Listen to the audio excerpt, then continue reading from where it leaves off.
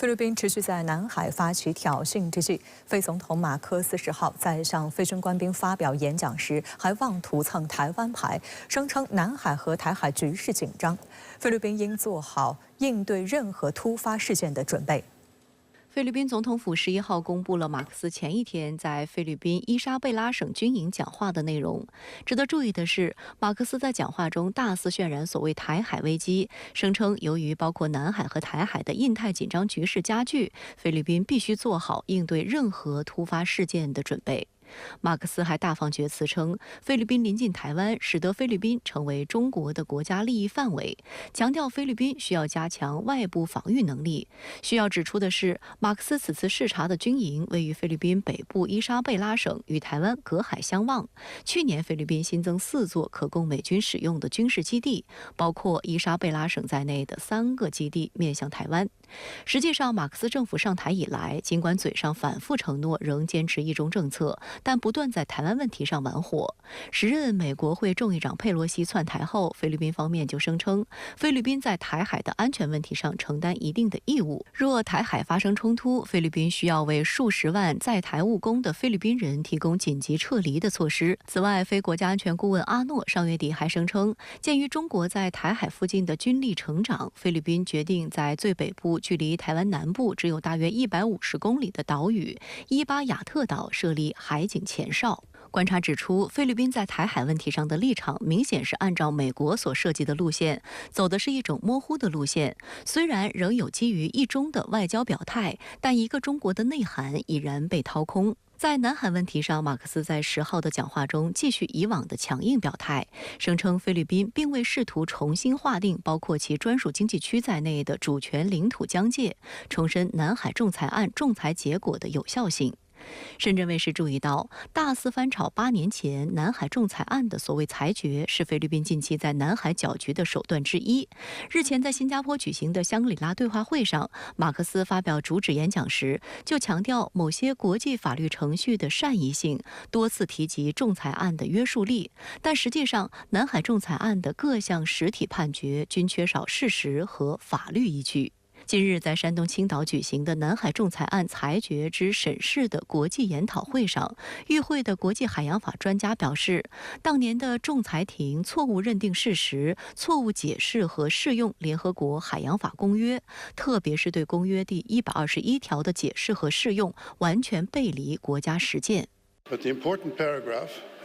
of Article 121, paragraph 3 says, rocks which cannot sustain human habitation or economic life of their own shall have no exclusive economic zone or continental shelf. Very few words,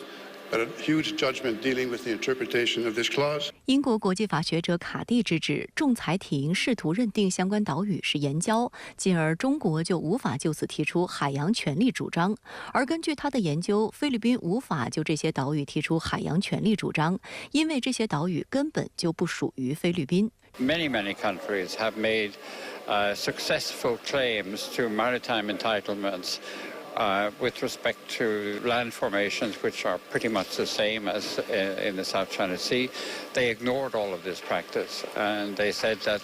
whatever practice there was, it did not interfere with their understanding of the treaty, which I think is ridiculous and nonsensical. 中国国际问题研究院亚太研究所助理研究员鲍志鹏向深圳卫视分析，菲律宾近期重新翻炒南海仲裁案的所谓裁决，是因为在近1个月的中菲涉南海舆论攻防中，菲律宾并没有占到优势，中方出具大量视频和照片证据，打脸了菲方的无理指控，坐实其在南海频频碰瓷挑衅的行为。 在这样的一个大的背景之下，这个南海地区的整个的这个紧张局势骤然升级。那么此次呢，这个美菲双方呢，企图重新翻炒所谓的这个南海仲裁案，新一轮的这种挑衅碰瓷儿举动的升级，那么来企图要扩大整个南海问题的这种舆论影响，那么来从而为他们整个进一步的能够推动印太战略。 外交部副部长孙卫东出席东亚合作协流会议后表示，目前南海的最大安全挑战来自域外。那对此您怎么理解呢？主持人好，孙卫东副外长讲出了目前南海动荡的根源。南海呢本来是和平和稳定的，现在出问题的主要是中非南海争端，与其他南海国家呢也有争议，但是是在按照当事双方协商解决的规则在进行。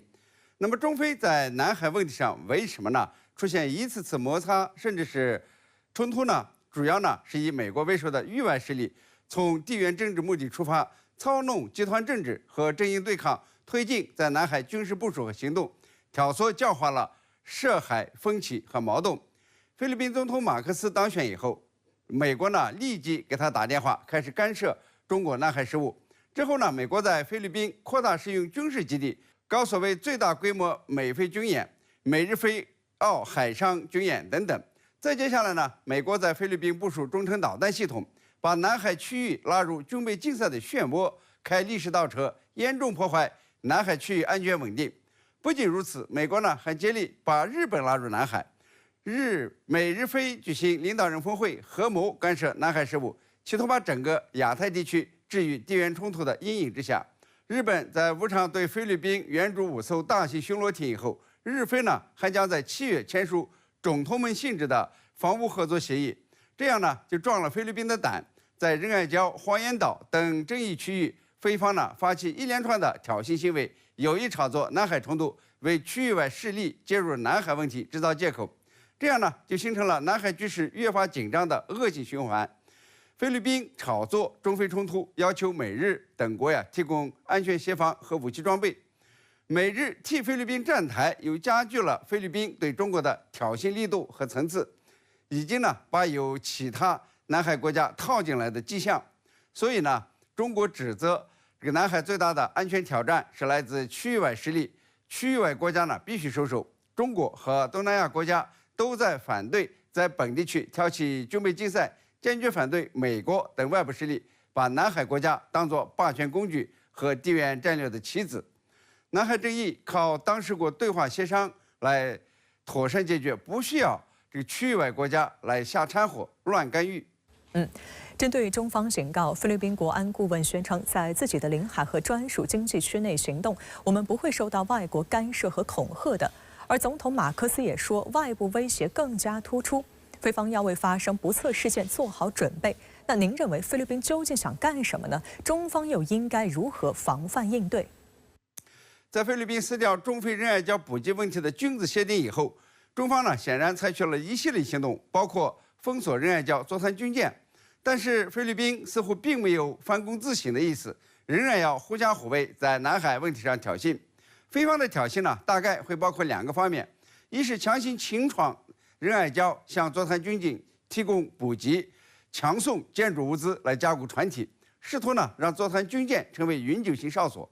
如果中方加以反制，采取更为有力的措施来阻止菲方图谋，不排除呢菲律宾用海警甚至是军队来扩大事端，让美国启动美菲安保协议，把中菲争端呢变成美菲和中国的冲突。二是美菲呢要大肆反炒所谓的裁决有效论，借所谓的南海仲裁案出笼8周年之际，把非法无效的南海仲裁案炒作成国际法，混淆视听，进而呢错误地解释联合国海洋法公约，试图通过裁决有效论来压制中国。这明显是偷换概念、偷换性质。但是美菲这样一搅和这个美国呢就有理由介入到南海事务当中了。据说菲律宾呢正准备提起新的仲裁，进一步的干扰南海主权归属问题，这个挤压中国的地缘政治空间，为美菲谋求南海利益最大化而挖空心思。看看菲律宾政客的话语什么